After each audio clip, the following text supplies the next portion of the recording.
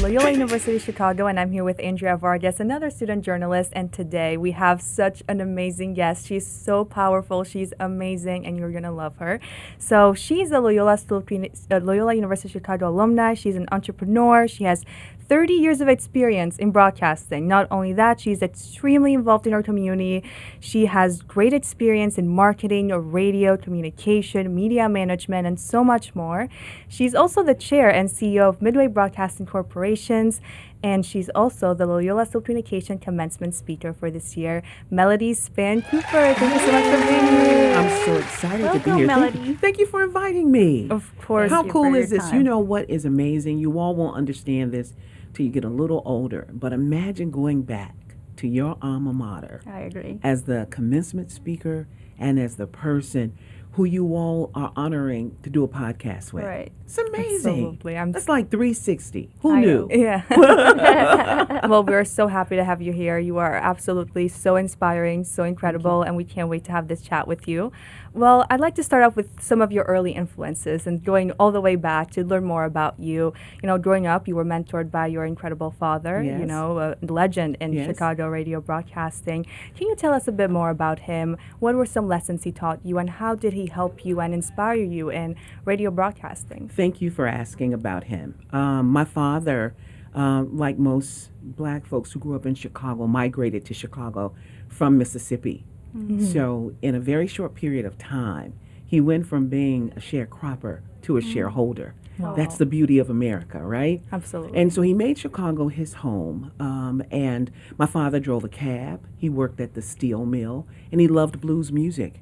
And he would, what you would call in radio, would broker time. I mean, he would pay for time on the radio at a radio station called WOPA, which was in Oak Park. And he did a show on the station. So he came to the attention of a gentleman named Leonard Chess. And Leonard and Phil Chess owned Chess Records. If you all love blues music, if you saw Beyonce's movie Cadillac Records, yes, Leonard and Phil Chess owned that. That was their record company. And Muddy Waters, Little Howlin' Wolf, Etta James, everybody came out of Chess Records. And they were doing so well. They were Polish immigrants who managed to make a lot of money on the south side of Chicago with blues music in the black community. Wow. And they said, entrepreneurs, they said, why don't we start a radio station and then we can play our own music and get even more richer? Amazing. And then, right? Yeah. And then the FCC said, no, you won't. And so what they did was they hired all of these disc jockeys from all over Chicago who were at all these stations brokering time, and they put them on this one station, which is our station now, WVON. My dad did the midnight show. He came on every night from midnight to 4 a.m. in the morning. He was Purvis Spann, the blues man. He was the #1 disc jockey overnights in Chicago. Now, most people don't want an overnight gig if you're in this business, right? Yeah. But you know why it worked for him? My dad owned nightclubs. He brought all of the concerts to the Regal Theater, which was like our Apollo Theater. Mm-hmm. My dad was the person who crowned Aretha Franklin the Queen of Soul. Wow. So we had all of these entertainers that I was exposed to. James Brown, just everybody was at our house, and at our home. Because he was more than just a disc jockey. He really was a visionary. He was an entrepreneur. And what he knew, ladies, was if you wanted to make money, you had to capture the attention of people. You had to be able to move people. So he wanted to be on the radio, not because he loved radio, because he knew its influence over controlling the human spirit. How about that, right? And so it went on. He went on to own the station WVON that he worked for, and WVON, of course, went on the air April 1st, 1963. Call letters stood for the voice of the Negro, like WGN in Chicago. I don't know if you all know this. It's the world's greatest newspaper. Absolutely. WLS, the world's largest store, which was Sears. So back then, all of these stations' call letters meant something, and that's what VON meant. And so fast forward to today, where I'm the chair and CEO of this company that my dad started, and that he worked for and then went on to own. It's a true entrepreneur story, and it's so powerful. It speaks to the spirit of America. Absolutely. Wow. Like, that sounds like an incredible story, and thank you for sharing it. Yeah, absolutely. Thanks for asking. And also, like, another thing that personally I was very impressed by you is that you are also an example of hard work, because you have been working since a teenager, right? And worked your way up on air, then to be a president and a general manager. Sure. So obviously, you are an example to many ladies or men out there that hard work also pays up. Yes. So are there any pivotal or important, memorable moments for you that would like to share that they made the path for your leadership? Sure. Today? So let me just share with you. I didn't, because my father was in the business, I didn't grow up and say, I want to be in the radio business. Right. I ended up being at my father's company as a punishment. Oh. I did. I was 15 years old, and I growing up on the south side of Chicago, and I had gone to Catholic schools all my life, but I loved hanging out with the neighborhood kids. Yeah.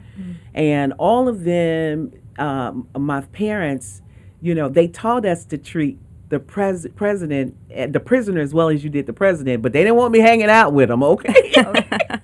And I just loved people, so I would hang out with all kind of people. And so my dad made me come to work on Saturday nights. Now think about this. As a teenager, you got to go to work on a Saturday night, right?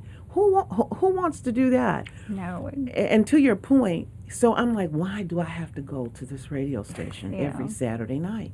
And I was answering the phones for him. So one night he got up and went to the bathroom, and I just got up and got on the air. I'm like, it's got to, look, this life has got to render me something better than answering these phones like this, right? And so that started him to giving me my own show on Saturday nights. Awesome. I did that show from the time I was 15 till I was 19. I Wow. never missed a night. If it was Christmas, I had to go. One time it was 24 below zero. I had to go to work. Wow. It was the work ethic that he had. And so that's what he instilled in me. It was discipline. And it did keep me off the street. He even let me bring my friends sometimes. But looking back, I know exactly why he did it. He didn't want me in the mean streets of Chicago, And so I think that ability to be open to it taught me to be open to processes. It told to be open to opportunities. I wrote in my book one time that when things come to me, opportunities, my first word out of my mouth before I even think about if I can accomplish it is absolutely. Because when you say absolutely, something in your spirit will figure it out. Yeah. And it still gives you time to say no if it doesn't work out for you. But if you don't take advantage of it, you'll never get there. Right. And so just getting on that air that night was an absolutely moment. And look, it just kind of grew from there. Right. Mm-hmm. Like, he didn't want you to get things for granted, but Didn't. learn. Nope. And I had to work. I wasn't grandfathered in because I was his daughter. I worked as hard, or if not harder, than everybody down there. And I felt like I had something to prove too, because so often when your father is the boss, people think that you are going to, you don't have to work as hard. I worked harder. That's amazing. That is literally amazing. Yep. And that saying, absolutely, that's going to stick with me for a bit. I'm going to keep that in mind. Let me just share something with you. When I went to college here, I had an 8:30, I'll never forget this. So as I'd gone on in the business, I had to be on the air at 4:30 in the morning. Oh, wow. At one juncture. I literally would be on the air at 4:30. I'd go in my dad's office and take a nap. And then I'd come to school. I'd come down here, park, and go to school. Wow. That's what I'm saying. It wasn't easy. It was Yeah. never made easy. And I'm so glad I had those experiences.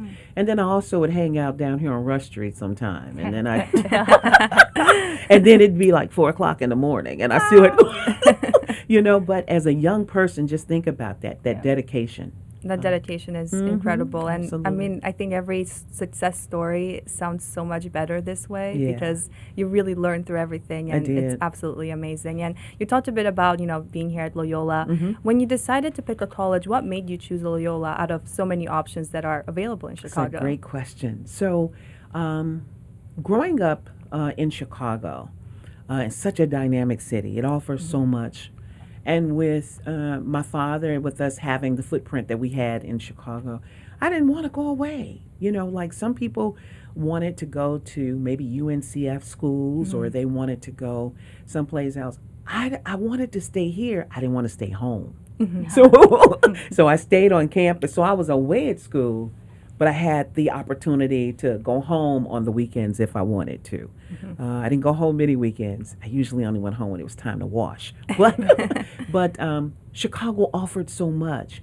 But what was most impressive to me was I was able to stay close to home, but I could experience another side of town that I'd never been on. The right balance. Yeah. So here's the north side of Chicago. Growing up on the south side, it's a different kind of experience. And when I got down here and, all of the shopping and just all of the City different experience. cultural, the cultural experience, and it just opened my eyes to something. It stretched me. It really did. And so I'm glad that I didn't get too close to home, but I had the experience of being away. Absolutely. Yeah. And that's why I chose it. It was close enough, but not too far. Made sense, yeah. And then it was a Catholic institution. I had gone to Catholic school since I was in preschool, kindergarten through. Listen, when I got to Loyola, because I had gone to Catholic schools and wore uniforms all of my life, when I got to Loyola and I didn't have to wear a uniform anymore, I had a pair of Monday pants, Tuesday pants. Can't break out of Right, that you cycle. couldn't. So Nope. you have to think about the outfits. It's That's much right. easier with Like uniforms. White corduroys today, green corduroys tomorrow, right? Right. But you not only chose Loyola, but also you studied criminal justice, Yeah. right? So what led you to choose this field that Okay. eventually would place you on the media? I gotta be honest with you, okay? I wasn't the best student at Loyola. It's okay. It doesn't matter. It It's okay. wasn't. I wasn't like I didn't break any records or GPA or anything. So interestingly enough, my father wanted me to be a lawyer. Right? I wanted to be a journalist. I love wanted that. to do this. I wanted to be an anchor on TV. I wanted to dress up every day, be cute, make a bunch of money like Cheryl Burton. Right? Great choice. Like being And- the center of the show. Right. That's what I wanted. He would tell me, I'm not paying for that. I'm like, what do you mean you're not paying? I'm not going to pay for that. And so me going to criminal justice was my way of getting him something he wanted, which Right. was a lawyer. I thought I'd go and be a criminal attorney, right? And getting out of Loyola the quickest way I could, because I'm telling you, my parents, coming from where they came from, I was in school all the time, and when I wasn't in school, I was learning something different because they didn't have the privilege of going to school the way that they could allow me to do it. So watch this, when I was 9 years old, they had me in quote unquote, back then it was called business college. I was learning to type. I typed 85 words a minute. Wow. Oh, wow. By the time I was 11 years old, I Oh my typed God. all of my father's papers for the FCC when he got the station. I used to type dissertations and make money for people who were in college and different things. Nice. So that, who does that? Who sends their kids to type in school, and shorthand school, and everything they thought would equip me to take care of myself no matter what. Right. And in their life, that was it, right? Because they never got to go to college or anything. Yeah. And so that was the experience I had. So by the time I got to college, I was so burnt out. I'm like, who wants to do this? I would sit in class. I wonder if I should be telling this story on this college radio station. Go for college it. podcast. Right? Go for it. But I'd be sitting in school, and people who had come back to school as graduating students, they'd work all day and they'd be raising their hand in class getting straight A's. I'd be like, would you put your damn hand down? Who does this? Right? I was just so burnt out. And so even when they asked me, because I didn't do it in 4 years, because I was working and playing and just, I didn't get out in 4 years with the rest of my class. To this day, when they say, what year did you come out of Loyola? I'm like, it was either 87 or 80. One of 88. those. Oh, Wow. one of those. It was supposed to be 86, you know, but I was on the delayed plan. But it got so bad. I never walked, which is why I'm so honored to do this commencement address. They're going to Yeah. put me in a cap and gown. Oh, Can you that's believe amazing. that? I never walked. Oh, wow. I didn't even pick up my diploma. They had a new provost of the College of Arts and Sciences, and he had done some research. I think I was in Cranes, and he saw, and I said I've gone to Loyola, and he started looking, and he called me one day. He said, you know, Miss Spann, we have your diploma. Is that terrible? Wow. So I am so honored. Do you see why this is a full circle moment for me? Yes. I didn't Absolutely. put in everything I should have. I Right. really did not take advantage of The opportunity. everything that this school had to offer. I took it for granted. Mm-hmm. And so to come back this way, I'm all in. I'm just all in. That's amazing. Like you see the different perspective and like coming back now and you get to share. I feel like commencement speakers are usually like, I was the best in the class and, you know, I went in Oh, and I no. did this. But it's like you really can relate to a lot of people and show how, you know, those 4 years don't define you and, Don't. you know, you can do and go on and do incredible things like you have. And, you know, we talked a bit about your background, but we also talked about, you know, you being a businesswoman and Yeah. entrepreneur, which Sure. is incredible. And, you know, I want to talk a bit about, you know, 3 years before you purchased ad controlling interest in the Midway Broadcasting Company, which you own, many minority-owned commercial stations began to fall due to the passage of the 1996 Telecommunication Reform Act. How did you manage to defy these odds, and like how did that impact you and your team? That's a great question. That's such a great question. Here's why. That bill was designed to allow for more diverse voices to own stations. And what it ended up doing is putting more of them out of business. Wow. Because what they did was they attempted to grow too fast. And they were doing deals with venture capitalists and other folks and not being able to cover the debt. Business ebbs and it flows. And, you know, just this past 3 or 4 years, we've had an amazing growth, right, in terms of financial growth, right? Not only I bought some other assets, but financially, they were just spending, the advertising community was spending money. This year, I'm down 30%, right? So how do you balance that? Keep your same team members. So you got to understand that that's part of business. So many people, when that opportunity came, took advantage of it too quickly. Growth is not always meant to be fast. Sometimes, and I told you to say absolutely. So you can say, absolutely, I'm going to look at this deal. Yes. You don't absolutely have to purchase it. You know what I mean? So Absolutely. I think that slow and steady. I have a friend who owns an investment company, and their slogan is slow and steady wins the race. You really have to read the market to figure out when is it time to strike. During that time, my father was still in charge, and he just opted not to expand at that level. He just wanted to hold steady to see what the deals were. And at that time, they were going for multiples of 20 times. We had a friend who bought an FM station in California for $400 million. Wow. Think about that. Wow. Yeah. He ended up selling it maybe 12 years later for $100 million. Wow. So you understand what I'm saying? All deals aren't good deals. Yeah. And you don't ever have to be the first one out the door because everybody else is doing it, right? It's about patience. Yeah, patience and understanding instinct. And really tapping into what is it that you want to do. Just because everybody else is doing it does not mean it's right for you. Absolutely. How does it fit with what you want to do? And so I'm so glad that my father held steady at that point and did not go out and run up a lot of debt to acquire a lot of other stations. And then the other thing that's important is people think growth means that I have to have 50 radio stations. Or I have to be as big as iHeart or Odyssey. Maybe that's not your footprint. Maybe your footprint is to just stay local. Maybe you just want to be hyper local because you understand Chicago or you understand wherever you're from, and that's your comfort zone.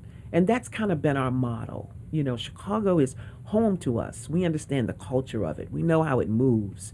And so we're able to navigate through many of the ebbs and flows of business much better based on our business model.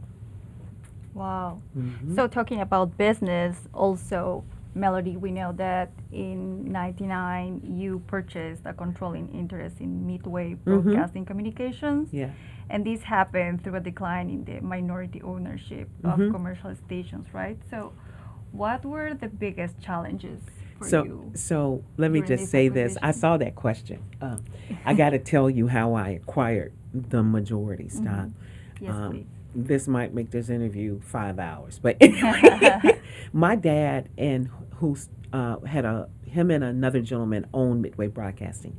They were co-founders together.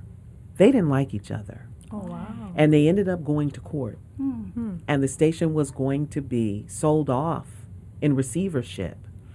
And 2 years before that, they had appointed me the receiver because I had been there the longest.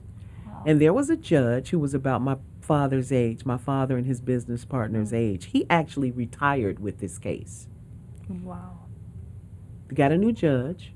It was a woman, dynamic young woman, kind of a hippie-like white girl, right? She came in her shorts and her robe, and she sat down, and she's going and she's looking at my dad. He was 75 and his partner was 90, and she's looking at me and I'm 30. And she says, "Why don't you all just sell the controlling interest to Melody?" It's I'm a like, great idea. I'm like, and what did I say? Absolutely, right? now, how am I going to pay for this, right? I do not know, but for her saying that put wheels in motion, right? And so my dad wasn't that happy with me because he didn't see that coming. His partner, who taught me a lot about the business of radio, he wasn't that happy with me, right? They probably thought I had conspired with the judge. I'd never met her in my life, right? But what I did is I went home and I talked to my husband, and we refinanced our home, and we ended up buying the controlling interest, which, by the way, was a minority stake. But what it did is it kept my father involved, and it kept his partner involved, and it just made me the boss. And so, isn't that amazing? Yeah, how life kind of comes full circle. So that's how I ended up owning the controlling interest and being able to decide what happens when. And they have both gone on to glory, you know, and Mr. Salve's daughter, my father's business partner, and I are very good friends. She was a former appellate judge in the city of Chicago. She never showed interest in the business, which is why I think her father showed so much interest in me, because I was there every day with him. Yeah, you can continue on that legacy. Isn't that something? That I would be as tight as I was with him, and he didn't like my father, which will tell you, listen, don't ever burn bridges. Right. There is a soft spot on a porcupine. Everybody has value. Everybody has value. I agree. Absolutely. It's true. And, you are the new boss. You became the boss. And as a boss for the WVO and revenue, you saw that, it increased so much under your leadership. Yeah. And, I got to ask, how did you achieve that? And how did you work with your team? Because, there's so many people involved in a huge business like this, and they're all under your leadership. Yeah. How were you able to have these results and show so much improvement in the company? I got to tell you, having young people around, you guys being here is important to the growth of this podcast community, of this radio station. I was young, and it's what we call now is reverse internship. It is us being able to teach, but also being able to listen. Right. Back then, a lot of the ideas that I had, my father's business partner who taught me the business, he poo-pooed them. He was like, "Oh, why would we do this?" Because it wasn't the way you did radio. And what I did is I returned this community station to the community. I started doing events. I started doing experientials. I started working with banks, not on commercials, but on activations like financial seminars. I started doing things that brought in non-traditional revenue. And that's how I really started running those numbers up and really turning our company around. But you got to be open to new ideas. And I right now, about a third of my staff is under 40. Wow. And they have to be in order for this company to thrive. Yeah. Because, now I've become kind of the old lady at the place, right? But then there's Derek, there's Jessica, there's Lori. There's so many people who's like, boss lady, let me tell you what you need to do. You need to do a TikTok, or you need to, you know what I mean? And so you want to keep that exchange of ideas going in order to grow your business. If it does not grow, it will die. Absolutely. And so that would be my best advice, is to always keep young people around you. Yeah. And be open to teaching, but learning as well. Correct. Yeah. So leadership, as you said, is not only about business, right? No. It's about also community impact and cultural programming, especially we as students of Loyola know that we have to contribute for the best always. Yeah. And WVON has been a vital voice for the African American community in Chicago. How do you choose the issues to focus on, and what role does the station play in fostering community dialogue? Yeah. Well, girl, do you watch the news? I mean, there's always so many things to talk about. I'll guarantee you, I've been here with you all for about an hour. If you turn on that station right now, they're probably talking about the Bears and their new stadium, because that's the hot news for today, right? Yeah. They might later on talk about the former president being on trial, because that's the hot news. Whatever's going on, this station is a temperature check about how people are thinking, what they're thinking. Any day you can turn on this station and get a good barometer of what's happening in Chicago. So many people moved out of Chicago and still listen to our station because they want to know what's going on at home. And so we've mastered that. What I'm excited about right now is doing it for the Latino community. Yes. They're thriving in Chicago, and we've got a station that's there for them. Interestingly enough, though, and this is what I love and why radio is so important and having community impact stations, the issues that are important to Black folks aren't necessarily important to Latino community, right? And so I'm thinking, well, if I start this station, it'll have the same footprint. Their issues are not the same, right? Now, you can serve them and meet them where they are, right? And so that's our goal. But it is so powerful just being able to provide a safe space for the various voices that are out there. That's what radio does. That's what makes it, that's what these podcasts do. Podcasts and broadcasts, they're the same thing, right? Just in smaller bites. But they provide such an incredible opportunity to find out what's going on at a very micro level.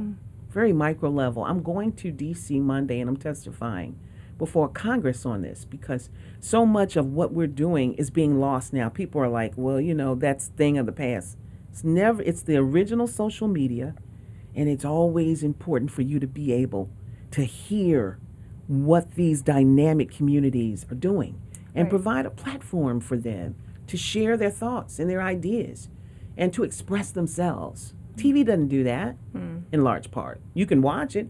It can tell you how to think, but when people are engaged and invested, it's a dynamic forum. Absolutely. I feel like people really want to be heard, especially through podcasts and radio, and that's what really makes it successful. And you've been representing so many different communities, which is leading to the success for sure. And it makes me wonder, what other initiatives are you seeing in the future? Because you already have done so much. You're already doing so much. Is there anything else that you haven't done yet or you're planning to do? So here's what I'm really having fun with. Two things. So we have an OTT digital streaming platform now that we're building out, because digital is everything. Again, if you don't, you gotta follow. You gotta be safe, but you gotta follow. So about 3 years ago, I was testifying at the FCC in Washington, and the people who started the OTT platform were in the audience, and they were intrigued by my conversation around diverse voices. The same conversation I'm having with you now. And the guy pulled me over. He said, listen, we're starting this new digital streaming platform, and it's like Netflix. It's like videos, movies, documentaries. And he said, we don't have any diverse voices in it. Would you be interested in it? And what did I say? Yeah, absolutely. And so we were able to make a deal. So 4 years ago, we started this digital streaming platform that is just, I'm losing money, but it's good money because it will turn around. You can't go into business thinking you're going to make money right away, you know. So, but I'm learning so much, and the information that we're providing and how it's growing, I'm so excited about it. Personally, what I'm getting my biggest thrill out of is something that came out of a pandemic, because I was so bored, so bored. And in disruption comes opportunity. I want y'all to remember that. Disruption, when disruption happens, comes opportunity. So we were doing this thing called the Level Up program, and it's for women entrepreneurs. Oh, wow. And they were in a contest because our partner, one of the banks here in Chicago, had bought into it. And the women were so dynamic. They were just amazing. There were young women who had in-laws, one of them had gone to Japan. Wow. And this sister came back, her grandmother's name was Gertie. And she got a recipe on how to make egg rolls. And she mixed the egg rolls with her grandmother's soul food recipe.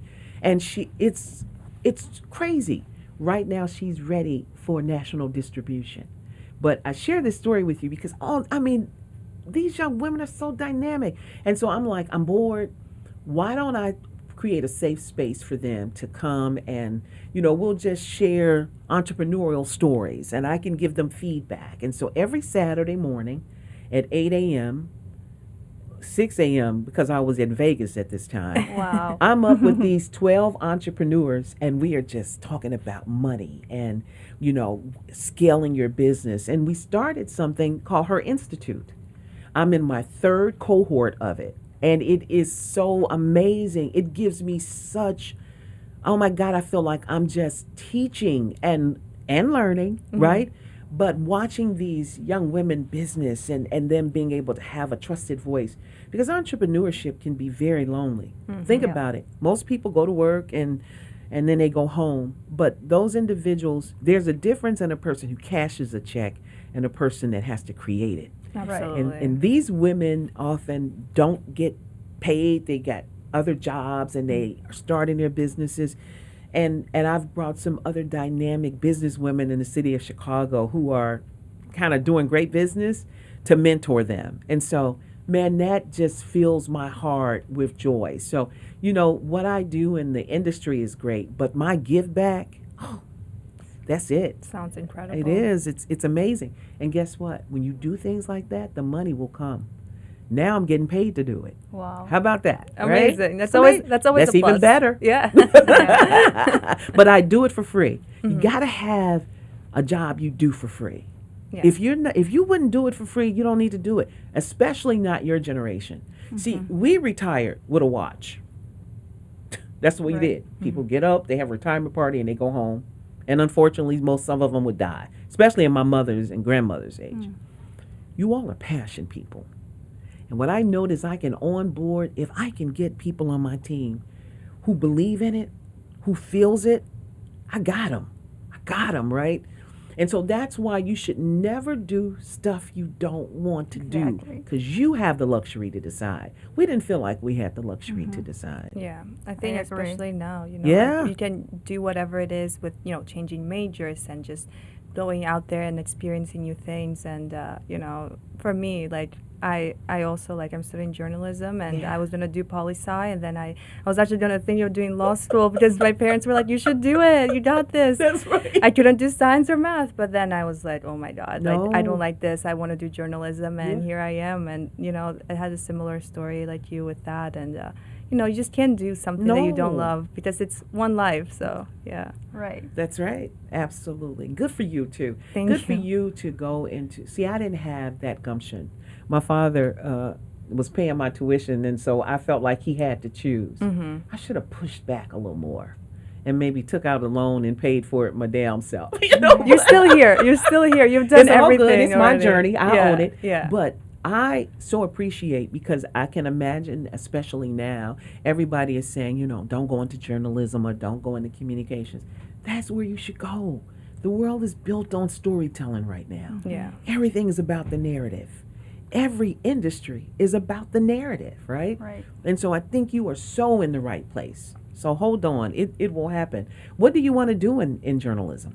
I really want to head into broadcasting, actually, and excellent. sports journalism. I would love doing sports journalism. I just love everything soccer and Formula One and everything that people are Wow. like, you don't look like it. I'm Right. like, I got it. Absolutely. I'm going to say this For now. you. Every day I'm going to say this now. But yeah, Do it. you know, you just got to do it Yeah. without worrying about everybody else. Yeah. How about you? Well, I am more from the creative side. I Yes. love graphic design. I am in She's this- amazing at it, by the way. Bet. Thank you She's for so good. I am on the digital media and storytelling Oh, grad wow. program. It's Yeah. everything. I love Everything. magazine editorial Yeah, design. Yeah. that's awesome. 50%, I'm telling you, I'm fighting against, which is why we started Vaughn TV. 50% of our revenues, advertising revenues now are in digital.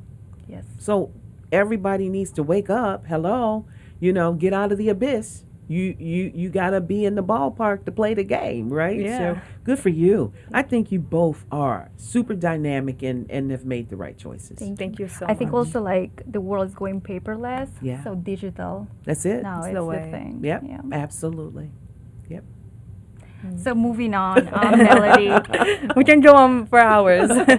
Thank you for all the examples that you gave us of influence and advocacy that you shared. And I think that's why you become a respected panelist and political commentator.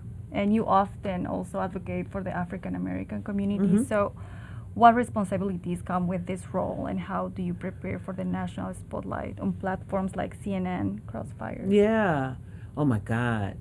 It's been a while since I've done that. I've decided to kind of back out of that kind of public persona so much. I'm more on the policy side. That's what moves me.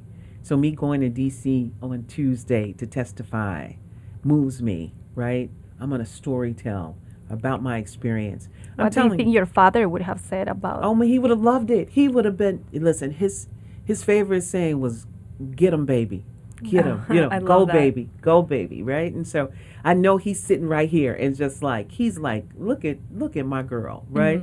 But to go and to storytell, and to have a lived experience. Oftentimes people tell stories and they haven't lived them, so they're not that convincing. Matter of fact, they can be quite boring. My lived experience about this changes things. It helps congressmen, no matter what side they're on, to say, wow, right? That's the importance of what you're going to do as a journalist, and what you're going to do in the digital space is our ability to tell stories, authentic stories. And so that's what I want to do. I could care less about being, I thought I did. Think about that. Remember what I told you I wanted to be a journalist? Yeah. And I wanted to be on TV? Not so much.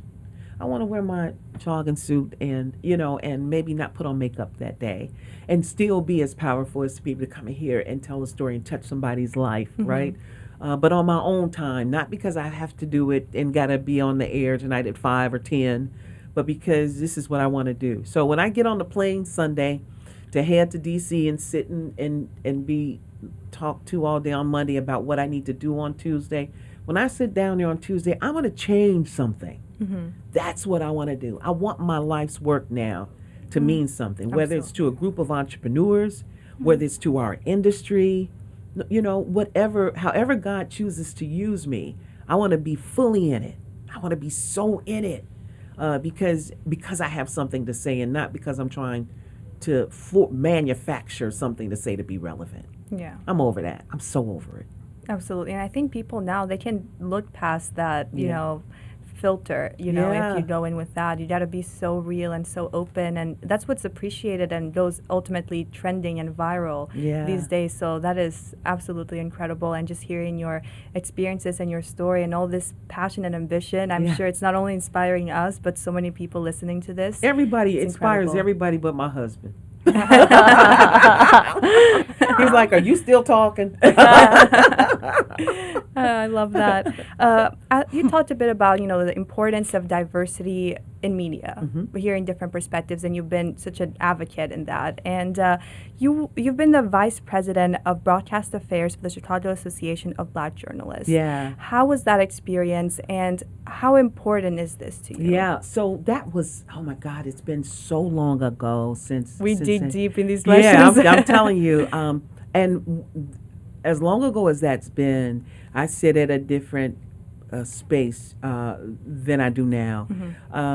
So it was powerful back then because I learned at sitting at these tables. One thing about sitting at the table, you should always walk away with a lesson, right? Yeah. And so back then, I was sitting there with a lot of people who were at, Chicago's the third largest market.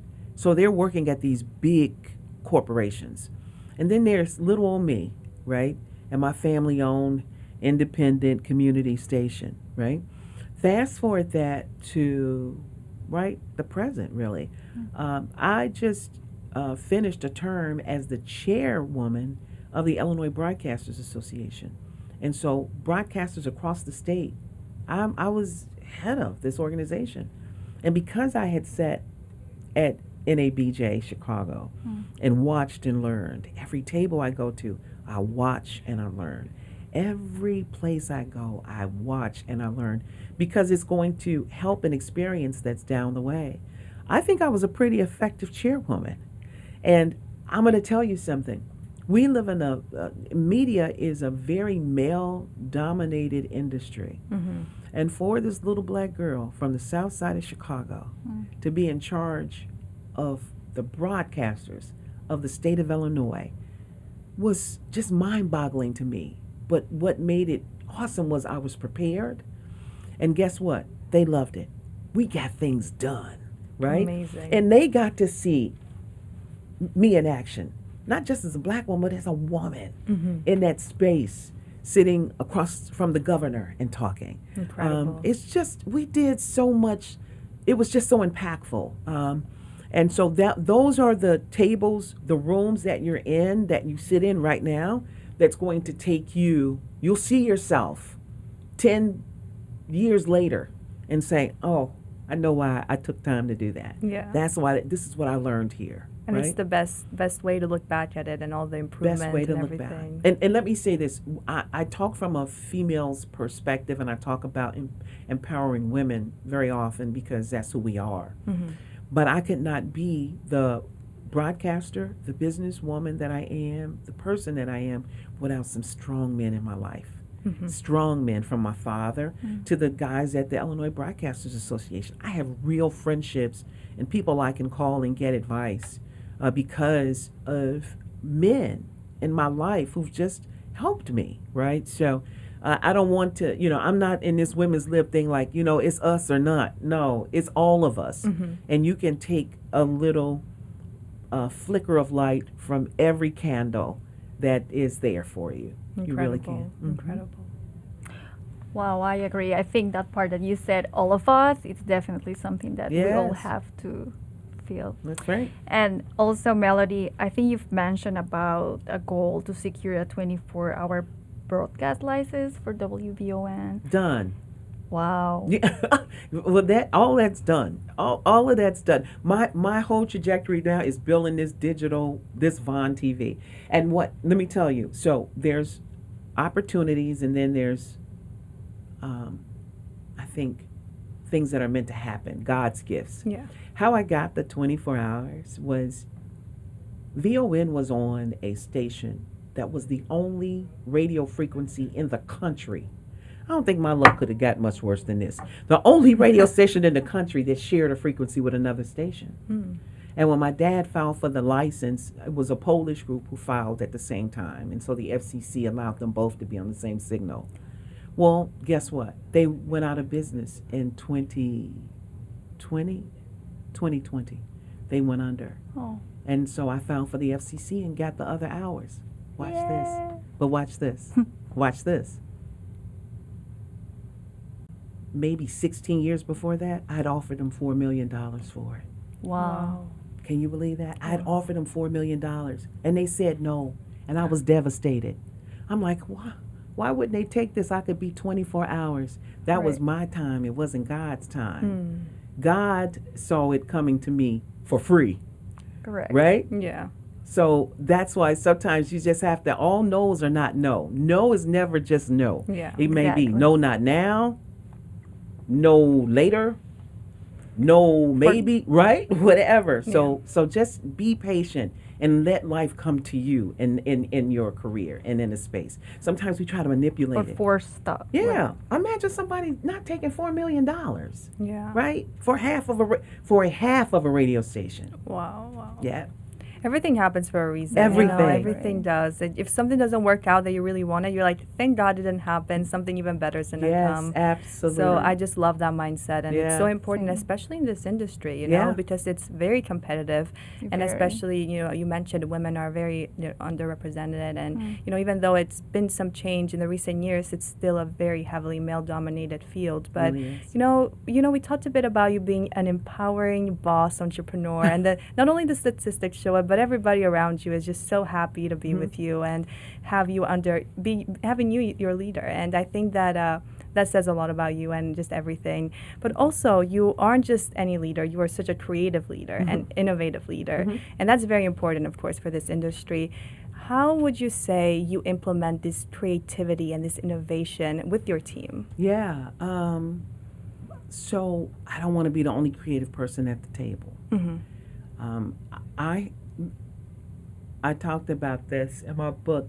I don't necessarily hire for skill set. I think I can teach you skill set. I think I can teach you how to run this board, how to turn that on. I hire for your soft skills. So what is that for me? Your personality, your creativity, your spunkiness. Proactiveness. Yeah. Do you make me laugh? You got a great personality. You know what I mean? Are you Teamwork. everything, right? And that's what builds a culture and a company. And so I tell people, the stuff that I can teach you, that stuff. I can teach you how to write copy and stuff like that. I cannot teach you how to be generous, how to be loyal, how to be trustworthy, how to show up to work and have a work ethic. Can't teach you that kind of stuff, right? Yeah. So that's what I look for in hiring people. I got somebody on my staff right now. This girl she's so good. Her personality is so jacked up. Right? And so I'm telling Jessica right now, I'm like, Jessica, start looking. Just start looking. It just doesn't fit the culture. Yeah. And when you have people in your operation that don't fit the culture, they become a cancer to everybody around. Yeah. Right? And so you got to cut them out. Got to be like a doctor. Got to cut them out, right? And just keep moving. And so that's what, my best advice is for folks. We think, and then the other thing is pay them. The other thing that I've learned is, coming from an operation where we've had to scale up, sometimes people have come and asked for money, and I'm like, oh my God, I can't afford that. And guess what? 9 times out of 10, when I found a way to afford them, they pay for themselves. Wow. So don't be afraid unless it's something that's way crazy, but just because it makes you uncomfortable, that might be a good thing. Yeah. If all those other signs and barometers are there, right? Absolutely. They will pay for themselves. I don't know if I answered that question. I'm just at this point, sharing best practices. Yeah, absolutely. Like it's important to have everybody in your team just match that culture because, like you said, it just infects everybody else in the sense really of does. brings down the mood. I feel like what I'm getting from you is that you have such a positive and optimistic outlook, and I think everybody needs to share that, especially Absolutely. in a business. Right, and if you're not vibrating at the level that the boss is if you are not vibrating at the level that the boss is vibrating, do you know some people will come in and we can put on for our boss, we sit up. Some people don't do that. Yeah. For me, right? They gotta go. Right. I had to grow to that point where I realized this is not going to work, but now I get it right away. Yeah. And now I'm teaching it to Jessica. I'm saying, Jessica, I'll let her go so far. She'll say, no, I think this is the right one. Okay, Jessica, go ahead and hire him. And then she'll come back and say, You were right. right? But I let it be her decision and not mine. It's a learning Yeah, experience. it really is. That's definitely also like legacy that you're Yeah. making. Yeah, and hard knocks. I got Yes. some bruised knees and some bruises on my back because I've had to learn these lessons, and which is why I love to share them. So maybe some people can just pick them up and it won't be so hard for them.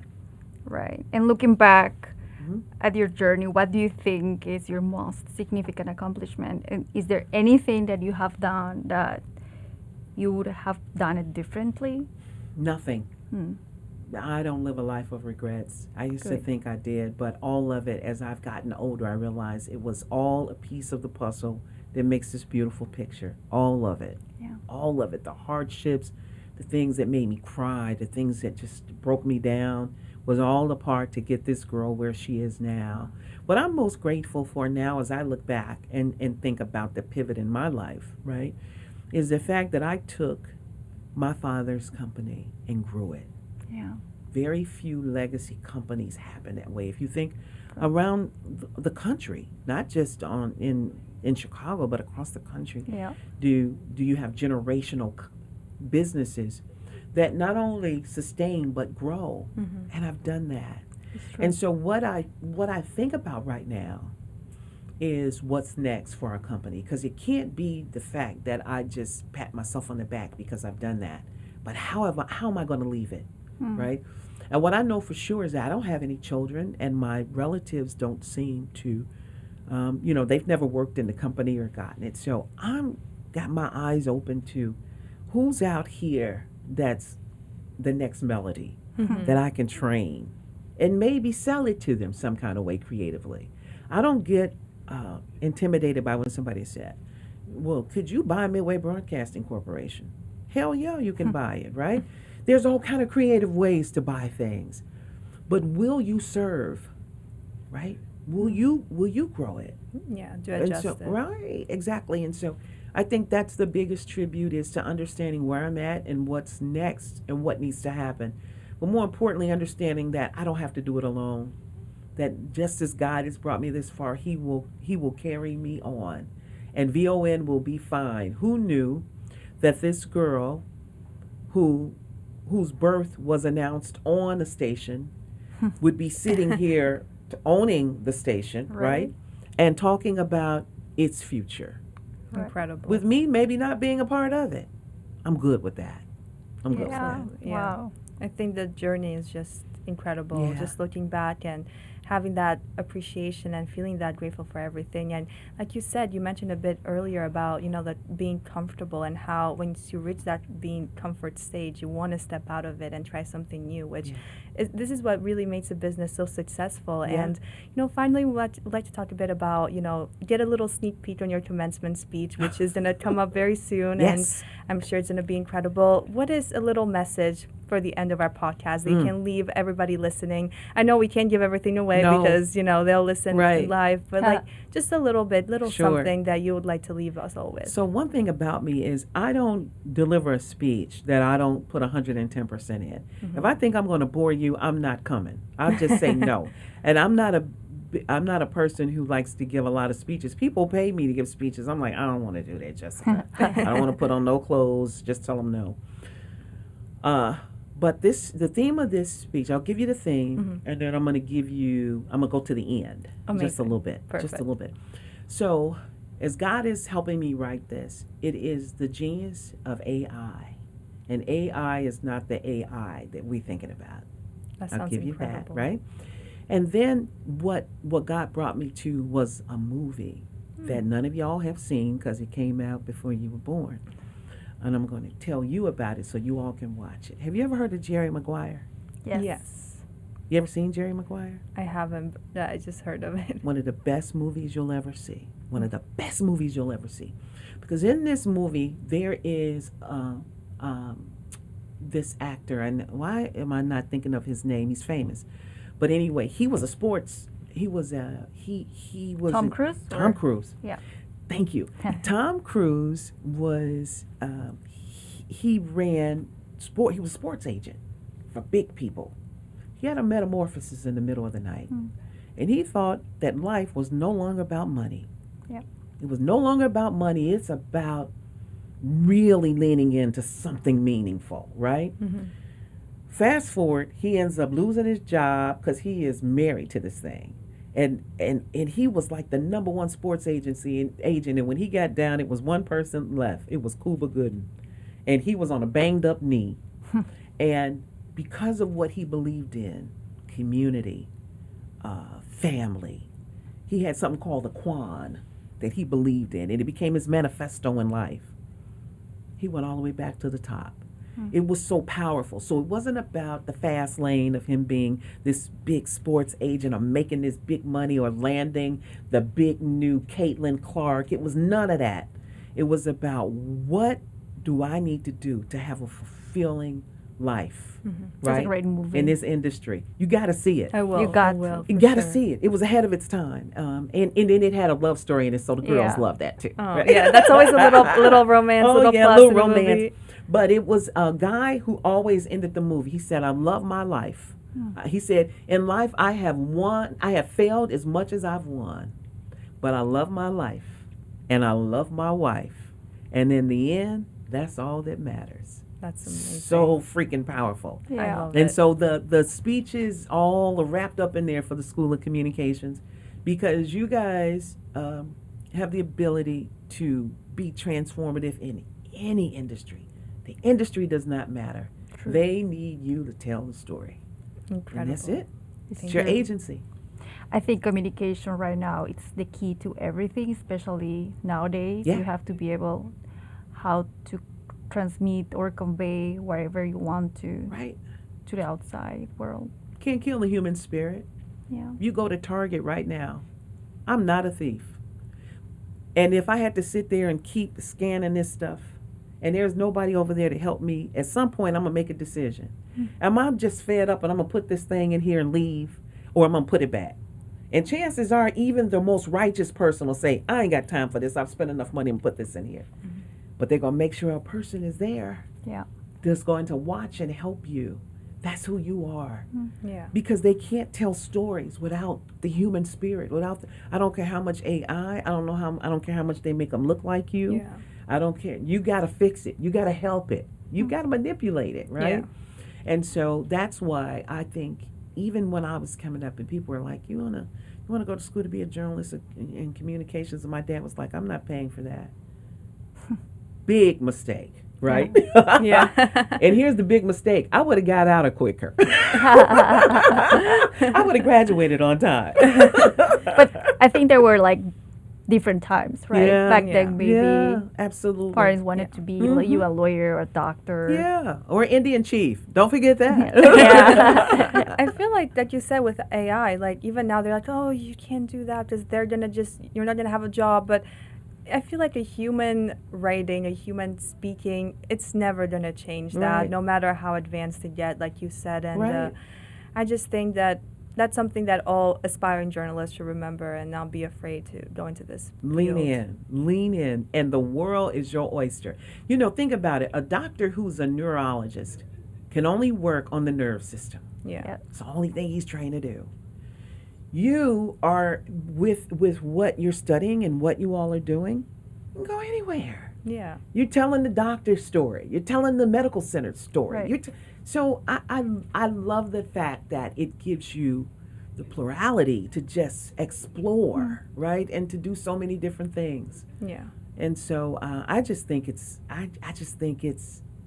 the right degree. It's the right time for Correct. communications and journalism and media. It is.